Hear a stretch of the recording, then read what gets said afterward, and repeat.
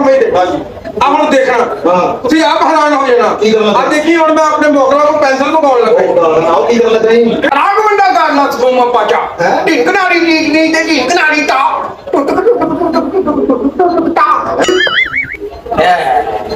ਤੂੰ ਜਾਦੂਗਰ ਨਹੀਂ ਹੋਏ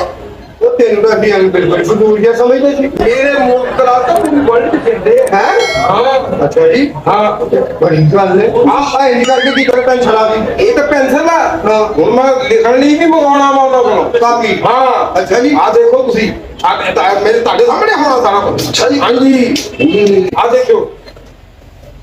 ਟੂ ਰੂ ਰੂ ਰੂ ਰੂ ਟੂ ਰੂ ਰੂ ਰੂ ਰੂ ਟੂ ਰੂ ਰੂ ਰੂ ਰੂ